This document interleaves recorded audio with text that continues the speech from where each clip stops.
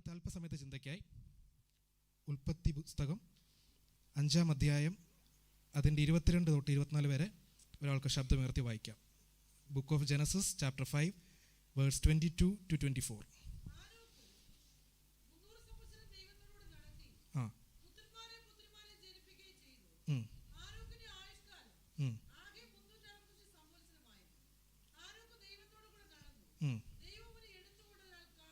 നമുക്ക് ഒരു വാക്ക് പ്രാർത്ഥിക്കാം.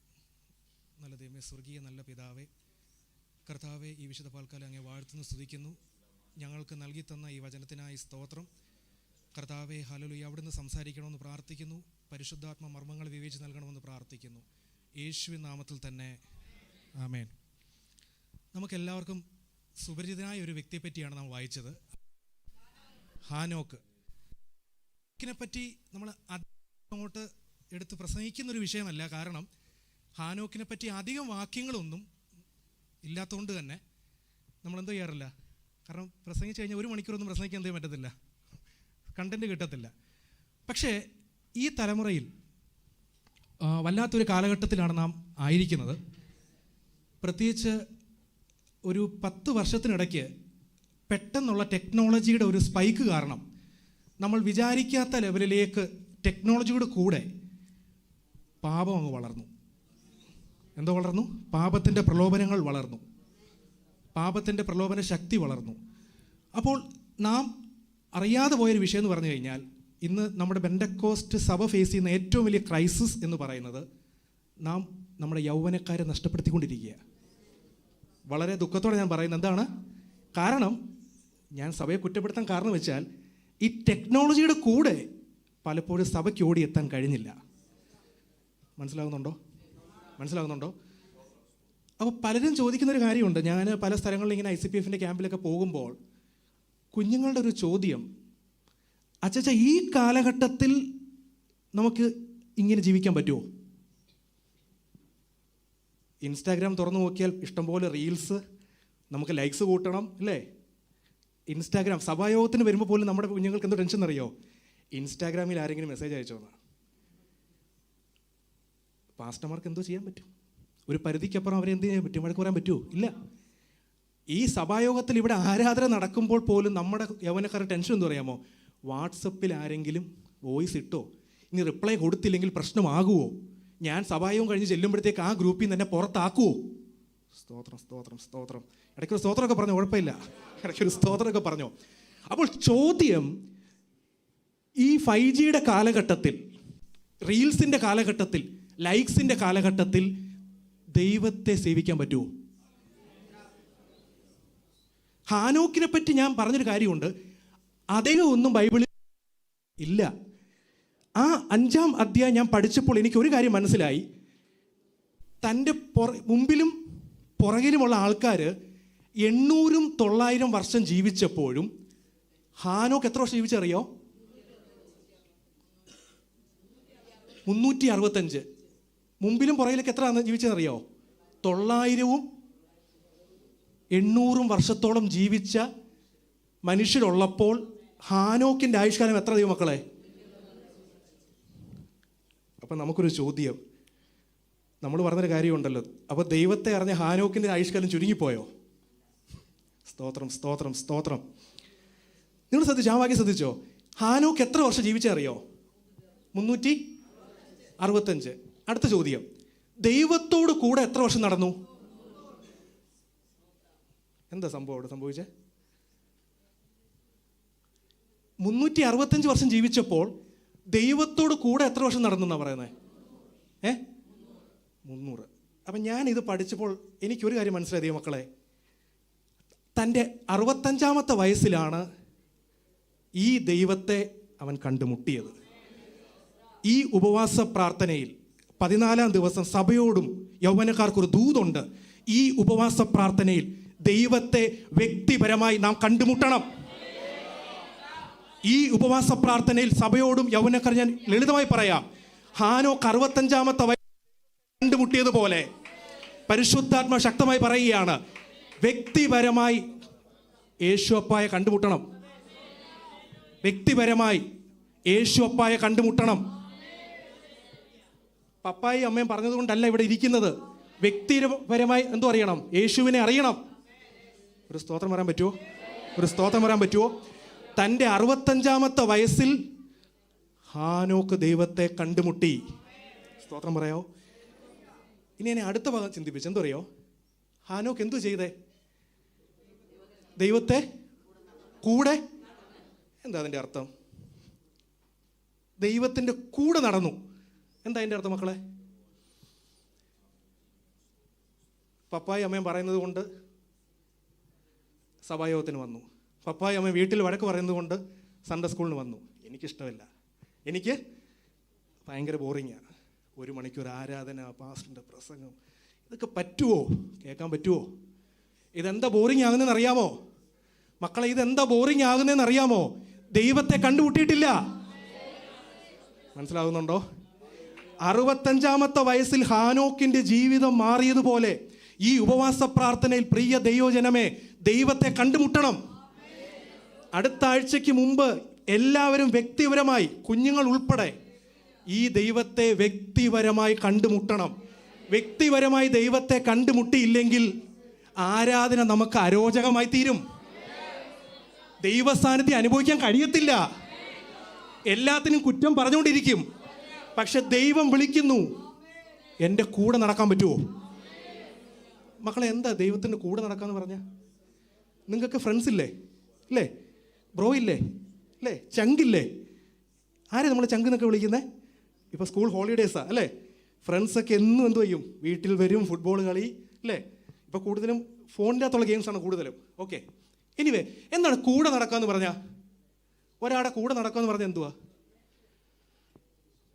അത് തന്നെ, കൂടെ നടന്നു എന്ന് പറഞ്ഞാൽ എന്താ അർത്ഥം? എന്താ വരുന്നത്? മനസ്സിലാകുന്നത്? ആ ഒരു ബന്ധത്തെ അത് കാണിക്കുന്നത്, ആ ഒരു ബന്ധത്തെ. അപ്പം ഞാൻ ഇങ്ങനെ പഠിച്ചപ്പോൾ എനിക്കൊരു കാര്യം മനസ്സിലായി. നമ്മൾ സാധാരണ കൂടിപ്പോയ ഞായറാഴ്ച 2 മണിക്കൂർ, പിന്നെ ഇടയ്ക്ക് വരുന്ന ഉപവാസ പ്രാർത്ഥന, ചില മണിക്കൂറുകൾ മാത്രമാണ് ദൈവത്തോടു കൂടെ അല്ലേ? പിന്നെ ഇന്നത്തെ ഒരു ചെറുപ്പക്കാരുടെ ട്രെൻഡ്, നിങ്ങൾ പുറത്താരോടും പറയില്ല, ഞാൻ ഇത് ICPF രഹസ്യമായി പറഞ്ഞ കാര്യമാണ്. ഇപ്പോഴത്തെ ട്രെൻഡ് എന്ന് പറഞ്ഞു കഴിഞ്ഞാൽ മൺഡേ ടു ശനി, അതായത് തിങ്കളാഴ്ച തൊട്ട് പുറത്തുവിടല്ലേ, തിങ്കളാഴ്ച തൊട്ട് ശനിയാഴ്ച വരെ നമ്മുടെ കുഞ്ഞുങ്ങളെല്ലാം വേറെ ലോകത്താണ്. സ്തോത്രം പോയുണ്ടോ? ഞാൻ ചുമ്മാ പറയുന്നല്ല ദൈവമക്കളെ.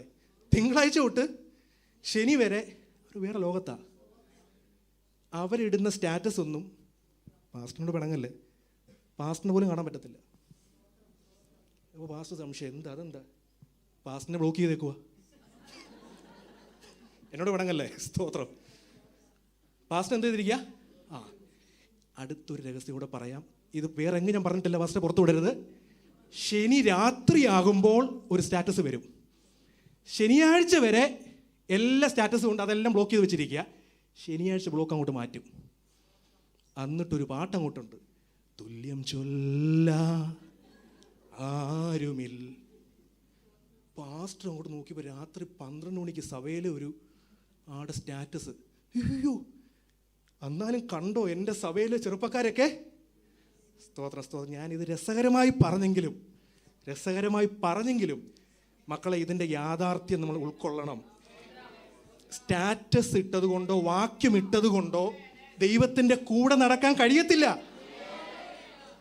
മറ്റുള്ളവരെ നമുക്ക് കളിപ്പിക്കാം, പപ്പായെ കളിപ്പിക്കാം, അമ്മയെ കളിപ്പിക്കാം, പാസ്റ്റർ ആൻറ്റിയെ കളിപ്പിക്കാം, പാസ്റ്ററിനെ കളിപ്പിക്കാം. പക്ഷേ അഗ്നിജാലയ്ക്കൊത്ത കണ്ണുള്ള ദൈവത്തെ കളിപ്പിക്കാൻ പറ്റുമോ?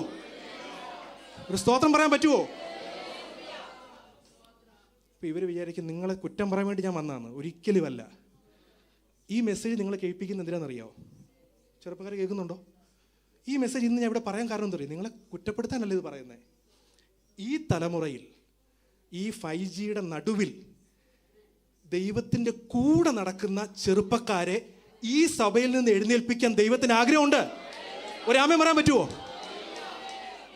ദൈവത്തിൻ്റെ കൂടെ നടക്കുന്ന, പാപത്തോട് കോംപ്രമൈസ് ചെയ്യാത്ത ഒരു കൂട്ടം ചെറുപ്പക്കാരെ ഈ കൊല്ലം പട്ടണത്തിൽ നിന്ന് എഴുന്നേൽപ്പിക്കാൻ ദൈവത്തിന് ആഗ്രഹമുണ്ടെന്ന്.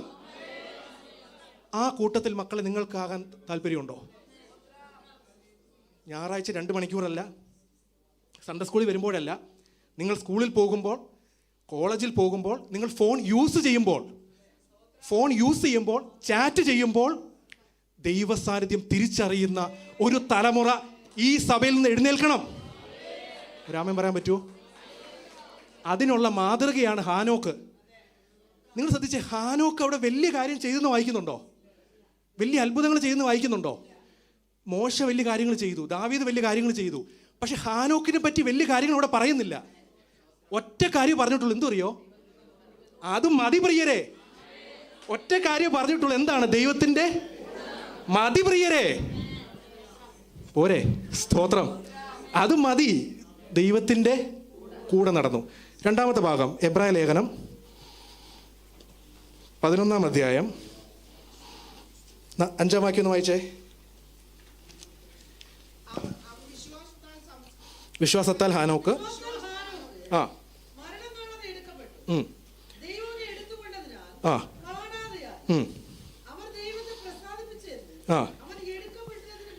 ആ ശ്രദ്ധിച്ചേ, ഉൽപ്പത്തിയിൽ നാം വായിച്ചത് ഹാനോക്ക് 300 വർഷം 65-ാമത്തെ വയസ്സ് മുതൽ ആരുടെ കൂടെ നടന്നു? ദൈവത്തോട് കൂടെ നടന്നു. ഈ എബ്രായ ലേഖനത്തിൽ ഒരു കാര്യം പറയുകയാണ്. എന്തുകൊണ്ടാണ് നടക്കാൻ കാര്യമായെന്നറിയോ? വിശ്വാസം. വിശ്വാസത്താൽ ഹാനോക്ക് അപ്പോൾ ദൈവത്തോട് കൂടെ നടക്കണമെങ്കിൽ എന്തോ വേണം? ഈ തലമുറയുടെ അടുത്ത പ്രത്യേകത, ദൈവത്തിൽ വിശ്വാസമില്ലാത്തൊരു തലമുറ. സ്തോത്രം പറയാൻ പറ്റുന്നുണ്ടോ? ബെന്തക്കോസ്ത് പിതാക്കന്മാരുടെ കൊച്ചുമക്കൾ ഇപ്പോൾ ബെന്തക്കോസ്തിനെതിരെ യൂട്യൂബിൽ വീഡിയോ ഇടുന്ന കാലഘട്ടമാണ്. ഞാൻ വെറുതെ പറയുന്നല്ല, ഒരനുഭവങ്ങളല്ല, ഒന്നല്ല, 15-20 അനുഭവങ്ങൾ നമ്മുടെ ഈ കാണും.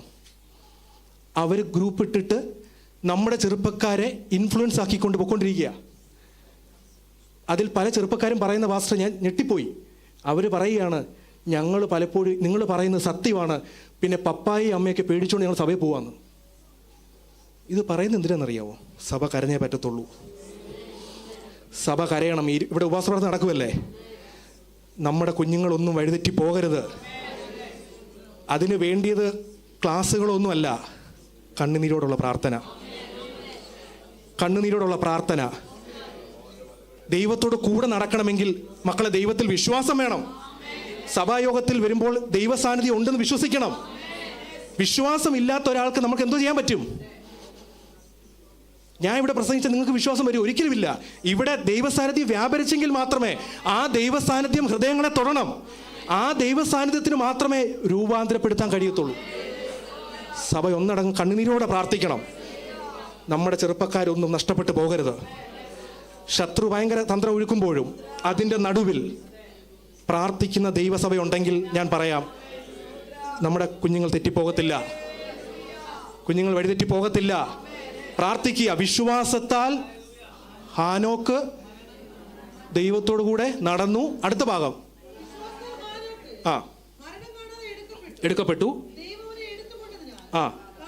ശ്രദ്ധിച്ചേ, അവൻ്റെ കൂടെയുള്ള ആൾക്കാരെല്ലാം പൂർവികന്മാരൊക്കെ 800-900 വർഷം ജീവിച്ചപ്പോൾ ഹാനോക്ക് മരണം കാണാതെ, മക്കൾ കേൾക്കുന്നുണ്ടോ? ഹാനോക്ക് എന്തോ പറ്റി? മരിച്ചോ? മരണം കാണാതെ എടുക്കപ്പെട്ടു. എന്താ അതിൻ്റെ അർത്ഥം? ഞാനിങ്ങനെ വിചാരിക്കുകയാണ്, നമുക്കൊക്കെ ഫ്രണ്ട്സൊക്കെ കാണുമല്ലേ? ഫ്രണ്ട്സൊക്കെ ഉണ്ടോ? അപ്പോൾ ഈ ഫ്രണ്ട്സ് ആഴ്ച ഒരിക്കൽ വന്നു, പിന്നെ ഫ്രണ്ട്ഷിപ്പ് കൂടുമ്പോൾ കൂടെ വന്നു കഴിയുമ്പോൾ നമുക്ക് എന്തോ പറ്റും?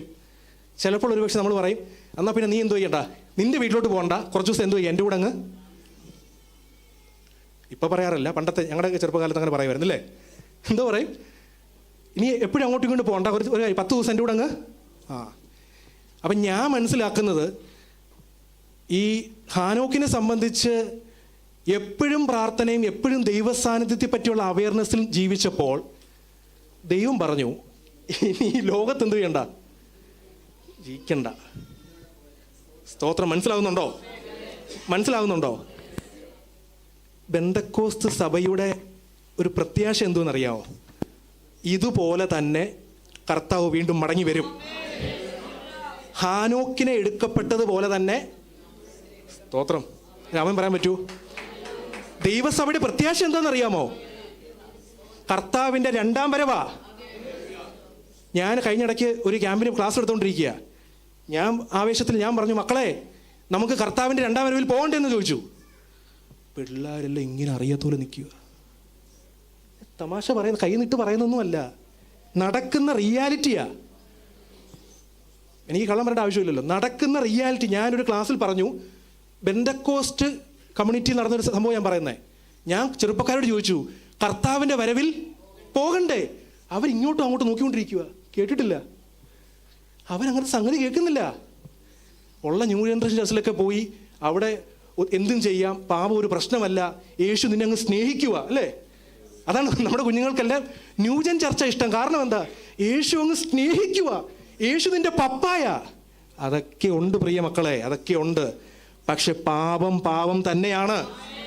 അതിൻ്റെ മാനദണ്ഡം മാറ്റിയിട്ടില്ലെന്നേ. സ്തോത്രം പറയാൻ പറ്റുമോ? അതിൻ്റെ മാനദണ്ഡം മാറ്റിയിട്ടില്ല. ഈ പാപകരമായ ലോകത്തിൽ വിശുദ്ധിയോടെ ജീവിച്ചേ പറ്റൂ. അതിനി ഏത് ജനറേഷൻ ആയിക്കോട്ടെ, ജനറേഷൻ സി ആയിക്കോട്ടെ, ജെൻ സി ആയിക്കോട്ടെ, എന്തും ആയിക്കോട്ടെ, പാപത്തിൻ്റെ മാനദണ്ഡം മാറ്റിയിട്ടില്ല. പക്ഷെ ഇതിനുള്ള അടിസ്ഥാനം എന്ന് പറയുന്നത് നമുക്ക് വിശ്വാസം വേണം. വിശ്വാസത്തോടെ അല്ലെങ്കിൽ വിശ്വാസത്താൽ ഹാനോക്ക് മരണം കാണാതെ എടുക്കപ്പെട്ടു. ഈ ലോക സംഭവങ്ങളൊക്കെ വിളിച്ചറിയിക്കുന്ന ഒരു കാര്യമുണ്ട്, നമ്മുടെ കർത്താവ് വരാറായി. വിശുദ്ധിയെ തികയ്ക്കണം. കുഞ്ഞുങ്ങളെ കേൾക്കുന്നുണ്ടോ? വിശുദ്ധിയെ തികയ്ക്കണം. വിശുദ്ധ ജീവിതം വേണം. കോംപ്രമൈസ് ഇല്ല, പാപത്തോട് കോംപ്രമൈസ് ചെയ്യാൻ പാടില്ല. എങ്കിൽ മാത്രമേ കർത്താവിൻ്റെ മടങ്ങി വരവിൽ നമുക്ക് അവനെ എതിരേൽക്കാൻ കഴിയത്തുള്ളൂ. ഇനി ഒരു കാര്യം പറഞ്ഞ് ഞാൻ നിർത്താൻ പോവുകയാണ്. യൂദായുടെ പുസ്തകം, യൂദായുടെ ലേഖനം, അതിൻ്റെ 14-15 ഒന്ന് വായിച്ചേ. 14-15.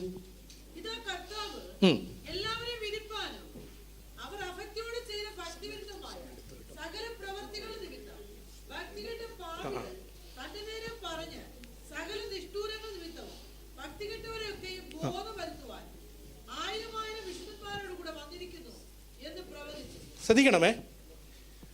അപ്പോൾ നമ്മൾ ആദ്യം ചിന്തിച്ചത്, ഉൽപ്പത്തിയുടെ പുസ്തകത്തിൽ എന്താ ചിന്തിച്ചത്? തൻ്റെ 65-ാമത്തെ വയസ്സ് മുതൽ ദൈവത്തിൻ്റെ കൂടെ നടക്കാൻ തുടങ്ങിയ ഹാനോക്ക് 65-ാമത്തെ വയസ്സിലാണ് ദൈവത്തിൻ്റെ ഒരു സ്പർശനം തൻ്റെ ജീവിതത്തിൽ അനുഭവിച്ചത്. അതിനുശേഷം ഈ ദൈവത്തെ തള്ളിപ്പറയാൻ ഇടയായിട്ടില്ല. നമുക്ക് ആരംഭ കാലഘട്ടത്തിൽ എന്തെങ്കിലും വിടുതൽ കിട്ടിക്കഴിയുമ്പോൾ ഈ ദൈവത്തെപ്പറ്റി പറയാൻ 100 നാവാ. പക്ഷെ പ്രതിസന്ധികൾ വരുമ്പോൾ, സ്തോത്രം പോയണ്ടോ, പ്രതിസന്ധി വരുമ്പോൾ ഈ ദൈവത്തിൻ്റെ എതിരെ പിറുപിറുക്കാതെ, തള്ളിപ്പറയാതെ, എന്തു വന്നാലും, വിടുതൽ ലഭിച്ചാലും ഇല്ലെങ്കിലും ഈ ദൈവത്തിൻ്റെ കൂടെ നടക്കുമെന്ന് പറയാൻ എത്ര ദൈവമക്കളുണ്ട്? നമ്മുടെ ജീവിതത്തിലെ ഏറ്റവും വലിയ ഭാഗ്യം എന്ന് പറയുന്നത് ഈ ദൈവത്തെ കണ്ട് മുട്ടിയതാണ്. എന്തെങ്കിലും കിട്ടിയത് കൊണ്ടൊന്നുമല്ല, അതൊക്കെ ദൈവം നൽകും. ഈ ലോകത്തിൽ നമ്മുടെ ആവശ്യങ്ങൾ നിറവേറ്റാൻ ദൈവം വിശ്വസ്തനാണ്. പക്ഷെ ചിലപ്പോഴൊക്കെ ചെറിയ പ്രതിസന്ധി ദൈവം തരുന്ന എന്തിനാണെന്നറിയാമോ? തള്ളി പറയുന്നുണ്ടോ എന്നറിയാൻ. അതല്ലേ ബൈബിളിൽ കാണുന്നത്. അബ്രഹാമിനെ എന്തോ ചെയ്തു? ദൈവം പരീക്ഷിച്ച് നോക്കി. അതുപോലെ ചില സിറ്റുവേഷൻ നമുക്ക് ഇടുന്നെന്തെന്നറിയാമോ? ഈ സാഹചര്യത്തിലും നമ്മൾ ദൈവത്തിൻ്റെ കൂടെ നടക്കുമോ എന്നറിയാൻ വേണ്ടിയാ. ആമേൻ. രണ്ടാമത്തെ ഭാഗം നാം ചിന്തിച്ചത് എങ്ങനെ നടന്നു? വിശ്വാസത്താൽ. വിശ്വാസത്താൽ. വിശ്വാസം ഇല്ലെങ്കിൽ നമുക്കൊന്നും ചെയ്യാൻ കഴിയത്തില്ല. അടിസ്ഥാനപരമായി എന്തു വേണ്ടത്? വിശ്വാസം, അല്ലേ? വിശ്വാസം. ദൈവത്തിൽ വിശ്വസിക്കണം. നമ്മുടെ കൂടിവരവുകളിൽ ദൈവസാന്നിധ്യം ഉണ്ടെന്ന് നാം വിശ്വസിക്കണം. ഇനി മൂന്നാമത്തെ ഭാഗം എന്ന് പറയുന്നത്, നമ്മൾ അധികം ആരും ഞാൻ പഠിക്കാത്തൊരു വിഷയം എന്തറിയാമോ? ആദാം മുതൽ 7-ാമനായ ഹാനോക്ക്, ഇവരെക്കുറിച്ച്, ആരെക്കുറിച്ചാണെന്നറിയോ? കർത്താവ് എല്ലാവരെയും വിധിപ്പാനും അവർ അഭക്തിയോടെ ചെയ്ത് ഭക്തി വിരുദ്ധമായ സകല പ്രവൃത്തികളും ശ്രദ്ധിച്ചോ? അവിടെ ശ്രദ്ധിച്ചോ? ഹാനോക്ക് ആരെ പറ്റി പ്രവചിക്കുന്നു നോക്കിയേ. ഒന്ന്, ഭക്തിവിരുദ്ധമായ സകല, ശ്രദ്ധിക്കണമേ, ഭക്തിവിരുദ്ധമായ സകല. അപ്പം ചില സമയത്ത് ഞാനും ഇങ്ങനെ ചിന്തിക്കാറുണ്ട്, കർത്താവെ ഇങ്ങനെയൊക്കെ ചെയ്തിട്ട് ഒന്നും പറ്റുന്നില്ലല്ലോ എന്ന്. നമ്മൾ ചിന്തിക്കത്തില്ലേ? ഇവരിങ്ങനെ നടക്കുന്നു, അവരങ്ങനെ നടക്കുന്നു, ഇങ്ങനെ പറയുന്നു, ഇതുപോലെ പാപത്തിൻ്റെ മ്ലേച്ഛതകൾ ലോകത്ത് നടക്കുന്നു, എന്നിട്ടൊന്നും സംഭവിക്കുന്നില്ല. അതല്ലേ ചോദിക്കുന്നത്. ചിലർ ചോദിക്കാറുണ്ട്, ഇതെല്ലാം ചെയ്തിട്ടും ഇവർക്ക് ജീവിതത്തിലൊന്നും സംഭവിക്കുന്നില്ലല്ലോ. ഇവർ ഉപവസിക്കുന്നില്ല, പ്രാർത്ഥിക്കുന്നില്ല, ബെന്തക്കോസ്തിൽ വന്നിട്ടില്ല, പക്ഷെ ഇവരുടെ ലൈഫ് എല്ലാം ക്ലിയറാ, എല്ലാ പാപ സ്വഭാവങ്ങളും ഇവർക്കുണ്ട്. പക്ഷെ ഇവിടെ ഹാനോക്ക് പറഞ്ഞൊരു കാര്യമുണ്ട്, നോക്കിയേ. ഒന്നെന്താ അറിയോ? അഭക്തിയോടെ ചെയ്ത് ഭക്തി വിരുദ്ധമായ സകല പ്രവൃത്തികൾ നിമിത്തം. 2, ഭക്തികെട്ട പാപികൾ ദൈവത്തിന് നേരെ പറഞ്ഞ സകല നിഷ്ഠൂരങ്ങളും നിമിത്തം ഭക്തി കെട്ടവരെ ഒക്കെയും രാമൻ പറയാൻ പറ്റുന്നുണ്ടോ? ഇന്ന് നമ്മുടെ ലോകത്ത് നടക്കുന്ന എല്ലാ മ്ലേച്ഛകരമായ കാര്യത്തിനെതിരെയും ദൈവസന്നിധിയിൽ ദൈവത്തിനെതിരെ പിറുപിറുത്ത കാര്യങ്ങൾക്കെതിരെയും ഒരു ന്യായവിധി ഉണ്ടെന്ന്, ദൈവത്തിൻ്റെ ന്യായവിധി ഉണ്ടെന്ന് ദൈവം ബോധ്യം വരുത്തുന്ന ഒരു ദിവസമുണ്ടെന്ന് ഹാനോക്ക് പ്രവചിക്കുകയാണ്.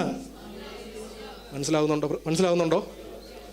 ഹാനോക്കിന്റെ പ്രവചനമാണ് യൂദ എടുത്ത് എഴുതുന്നത്. ആദാം മുതൽ 7-ാമനായ ഹാനോക്ക് പ്രവചിക്കുകയാണ്. തൻ്റെ ചുറ്റും നോക്കുമ്പോൾ ദൈവത്തെ മറന്ന് ഭക്തിയെ ത്യജിച്ചു കളഞ്ഞ് ദൈവത്തെയും കുറ്റം പറഞ്ഞ് നടക്കുന്ന കൂട്ടരെ നോക്കി പറയുകയാണ്, ഹാനോക്കേ, നീ ഭാരപ്പെടരുത്, ഇവരെ ന്യായം വിധിക്കുന്ന ഒരു ദിവസമുണ്ട്. രാമൻ പറയാൻ പറ്റുന്നുണ്ടോ? അപ്പം ഞാൻ വിചാരിക്കുന്നത്, ചിലപ്പോൾ മനുഷ്യരല്ലേ, ഹാനോക്ക് നോക്കുമ്പോൾ ഹാനോക്ക് ദൈവത്തിന് കൂടെ നടന്നിട്ടും തൻ്റെ കൂടെ ഉള്ളവർക്കൊന്നും എന്തോ ഇല്ല, ഒരു എരിവില്ല. നമുക്ക് ഇപ്പോഴത്തെ ജനറേഷന് വേണ്ട ഒരു കാര്യമാണ് മോട്ടിവേഷൻ, അല്ലേ? പല മോട്ടിവേഷൻ ക്ലാസ്സുകളുണ്ട്, അല്ലേ? അപ്പോൾ ഞാൻ മനസ്സിലാക്കുന്നത്, ദൈവത്തിൻ്റെ കൂടെ നടക്കാൻ ഹാനോക്കിന് ഒരു ചെറിയ മോട്ടിവേഷൻ കൊടുത്തു. എന്ത് മോട്ടിവേഷൻ അറിയോ? തൻ്റെ ചുറ്റും നടക്കുന്ന ഈ പാപ സ്വഭാവത്തിൽ ജീവിക്കുന്ന, ദൈവത്തെ തള്ളിപ്പറഞ്ഞ് ദൈവത്തിനെതിരെ പാപം ചെയ്യുന്ന ആൾക്കാരുടെ മേൽ ഒരു ദിവസം ഞാൻ അവരുടെ പാപം ബോധ്യം വരുത്തും. അത് കാണിച്ചു കൊടുത്തു. ആർക്ക് കാണിച്ചു കൊടുത്തറിയോ? മനസ്സിലായോ? ഇത് കാണിച്ചപ്പോൾ വീണ്ടും സ്പീഡ് കൂടി, ഹാനോക്കിൻ്റെ സ്പീഡ് വീണ്ടും കൂടി.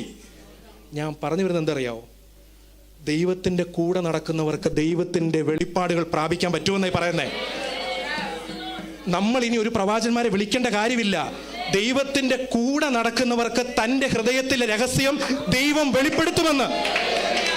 1000 വിശുദ്ധന്മാരോട് കൂടെ ഹാനോക്കെ ഞാൻ വരുമെന്ന് ദൈവം പറഞ്ഞു കൊടുക്കുക. ചെറിയ കാര്യമാണോ? നമുക്ക് ഇഷ്ടം, എനിക്കും ഇഷ്ടം അതാണ്. ഈ ലോകത്തിലെ ചില കാര്യങ്ങൾ പറയുമ്പോഴാണ് നമുക്ക് താല്പര്യം വരുന്നത്, അല്ലേ? അപ്പോഴാണ് നമ്മുടെ കൈയടി സ്പീഡ് കൂടുന്നത്. പക്ഷെ ഇവിടെ പറയുകയാണ്, ഹാനോക്കെ, നീ ഭാരപ്പെടരുത്, നീ എൻ്റെ കൂടെ നടക്കണം, ഞാൻ ഇവരെ എല്ലാം ബോധ്യം വരുത്തുന്നൊരു ദിവസമുണ്ട്. ഹാനോക്കിന് കാണിച്ചു കൊടുക്കുക. എൻ്റെ പ്രിയ ദൈവമക്കളെ, ഒരു കാര്യം ഓർത്തോണം, നമ്മൾ യഥാർത്ഥമായി ദൈവത്തെ സേവിക്കുമ്പോൾ, നാം ദൈവത്തിൻ്റെ കൂടെ നടക്കുമ്പോൾ, ദൈവത്തിൻ്റെ രഹസ്യങ്ങൾ, മക്കളെ കേൾക്കുന്നുണ്ടോ? ദൈവത്തിൻ്റെ വെളിപ്പാടുകൾ നമ്മുടെ പ്രാർത്ഥന മുറിയിൽ വെളിപ്പെടുമെന്ന് വിശ്വാസമുണ്ടോ? നാം റൂമിൽ പായിട്ട് പ്രാർത്ഥിക്കുമ്പോൾ ദൈവത്തിൻ്റെ വെളിപ്പാടുകൾ, മർമ്മങ്ങൾ ദൈവം നമുക്ക് കൈമാറും. ഈ ഉപവാസ പ്രാർത്ഥനയിൽ ദൈവം അങ്ങനെ ചെയ്യാൻ ആഗ്രഹിക്കുകയാണ്. സഭ വിശ്വസിക്കുന്നുണ്ടോ? ചിലവർക്ക് ദൈവത്തിൻ്റെ അരുളപ്പാടുകൾ നൽകുന്ന ദിനങ്ങളാക്കി മാറ്റാൻ പോവുകയാണിത്. അവിടെ ഒരു കാര്യം എന്നെ ചിന്തിപ്പിച്ചൊരു കാര്യമുണ്ട്. കർത്താവ് എങ്ങനെ വരുന്നതെന്ന് അറിയാമോ? 1000 കർത്താവ് എങ്ങനെ വരുന്നത് ഇവരെ ബോധ്യം വരുത്താൻ? 1000 വിശുദ്ധന്മാര് അവർ 2 കൂട്ടമായിട്ട് തിരിയാൻ പോവുകയാണ്. കർത്താവിൻ്റെ കൂടെ നിൽക്കുന്ന ഒരു കാറ്റഗറി, അവരുടെ പേര് എന്താ അറിയോ? 1000 വിശുദ്ധർ. മറുഭാഗം പാപത്തിൽ ജീവിച്ച് ദൈവത്തെ മറന്ന് ദൈവത്തെ തള്ളിപ്പറഞ്ഞ ഒരു കൂട്ടം. പ്രിയ ദൈവമക്കളെ, കൊല്ലം പട്ടണത്തിലെ ദൈവസഭയെ ദൈവം വിളിക്കുന്ന എന്തു അറിയാമോ? കർത്താവിൻ്റെ കൂടെ നിൽക്കുന്ന വിശുദ്ധരായിട്ട്. ഒരു ആമേൻ പറയാൻ പറ്റുമോ? കൊല്ലം സഭയെ നിങ്ങളുള്ള ദൂതാണ് എന്തറിയാമോ? കർത്താവ് വരുമ്പോൾ അവൻ്റെ വിശുദ്ധ ഗണത്തിൽ നാം ഉണ്ടായിരിക്കണം. ചുറ്റും നടക്കുന്ന പാപങ്ങൾ കണ്ട്, മ്ലേച്ഛതകൾ കണ്ട് നാം ഭാരപ്പെടരുത്. ഇവരെ ന്യായം വിധിക്കുന്ന ഒരു ദിനം വരും. നമ്മളെ കണ്ടിരിക്കുന്നത് ഹാനോക്കിന്റെ കൂട്ട് ദിനം പ്രതി, ഞായറാഴ്ച മാത്രമല്ല, ഉപവാസ പ്രാർത്ഥനയിൽ മാത്രമല്ല, ജീവിതത്തിന്റെ എല്ലാ നിമിഷങ്ങളും ദൈവത്തെ മഹത്വപ്പെടുത്തുവാൻ, ദൈവത്തെ മഹത്വപ്പെടുത്തുവാൻ. എല്ലാവരും പറയുന്ന പോലെ നമുക്ക് പറയാൻ പറ്റത്തില്ല. എല്ലാവരും ജീവിക്കുന്ന പോലെ നമുക്ക് ജീവിക്കാൻ പറ്റത്തില്ല. നമുക്കൊരു പ്രമാണമുണ്ട് ദൈവമക്കളെ, ഒരു പ്രമാണമുണ്ട്. കാലങ്ങൾ മാറിയാലും ഇതിന് മാറ്റമില്ല മക്കളെ. ഹാനോക്കിനെ പോലെ നിമിഷം കണ്ണുകളടയ്ക്കാമോ? സ്തോത്രം. അല്പസമയം എല്ലാവരും ഒന്ന് പ്രാർത്ഥിച്ചാട്ട്. പാപം കൊടികുത്തി വാഴുന്ന ഈ കാലഘട്ടത്തിൽ ചുറ്റും നോക്കിയാൽ മ്ലേച്ഛതകൾ. നമ്മുടെ തലമുറയെ ഓർത്ത് അല്പസമയം നമുക്ക് സ്തോത്രം ചെയ്യാം. ഹർത്തൽ ഖബനാഷ് എല്ലാവരും ആത്മാവിൽ ഒന്ന് പ്രാർത്ഥിച്ചാട്ടെ. യേശുവിൻ്റെ നാമത്തിൽ, യേശുവിൻ്റെ നാമത്തിൽ. ഹല്ലേലൂയ. ഈ ഉപവാസ പ്രാർത്ഥന സഭയിലെ കുഞ്ഞുങ്ങൾക്കും യൗവനക്കാർക്കും ഒരു വിടുതലായി തീരട്ടെ. ഹല്ലേലൂയ. സ്തോത്രം. ശത്രു കെട്ടപ്പെട്ട യൗവനക്കാരെ ഹല്ലേലൂയ ഈ ഉപവാസ പ്രാർത്ഥന പുറത്തു കൊണ്ടുവരുവാൻ അല്പസമയം എല്ലാവരും കരങ്ങളെ അടിച്ച് കർത്താവിന് സ്തോത്രം ചെയ്താട്ട്. അന്യഭാഷ പ്രാപിച്ച ദൈവമക്കൾ ഹല്ലേലൂയ അല്പസമയം പരിശുദ്ധാത്മാവിൽ പ്രാർത്ഥിച്ചാട്ട്. പാപത്തോട് കോംപ്രമൈസ് ചെയ്യാത്ത, വിശുദ്ധിക്ക് വേണ്ടി നിൽക്കുന്ന ഹാനോക്കിനെ പോലെ ദൈവത്തിന്റെ കൂടെ നടക്കുന്ന ഒരു തലമുറയെ ഈ കൊല്ലം പട്ടണത്തിൽ നിന്ന് എഴുന്നേൽപ്പിക്കുവാൻ ദൈവം ആഗ്രഹിക്കുകയാണ്. അല്പസമയം ആത്മാവിൽ ഒന്ന് പ്രാർത്ഥിച്ചേ. ആരൊക്കെ തള്ളിപ്പറഞ്ഞാലും, എനിക്ക് വിടുതൽ കിട്ടിയില്ലെങ്കിലും ഈ ദൈവത്തിന്റെ കൂടെ നടക്കുമെന്ന് തീരുമാനമെടുക്കുവാൻ അല്പസമയം യേശുവിന്റെ നാമത്തിൽ. Hallelujah, hallelujah, hallelujah. ആരൊക്കെ വിട്ടുപോയാലും ഞാൻ ദൈവത്തിന് വേണ്ടി നിൽക്കുമെന്ന്, ഞാൻ ഈ പ്രമാണത്തിന് വേണ്ടി നിൽക്കുമെന്ന്. സ്തോത്രം, സ്തോത്രം. ഈ കാലഘട്ടത്തിൽ സാഹചര്യം മോശമാണ്, കൂടെ സപ്പോർട്ടിന് ആരും കാണത്തില്ലായിരിക്കാം. പക്ഷെ നമ്മളെ സംബന്ധിച്ച് ഈ വചനത്തിന് വേണ്ടി ഏതറ്റം വരെ പോകുവാൻ ദൈവം ഈ സഭയെ പ്രാപ്തരാക്കട്ടെ. എനിക്ക് സമയം അനുവദിച്ച സഭയോടും പ്രിയ ദൈവദാസൻ നന്ദി അറിയിക്കുന്നു. Thank you. ദൈവം നമ്മെ അനുഗ്രഹിക്കട്ടെ.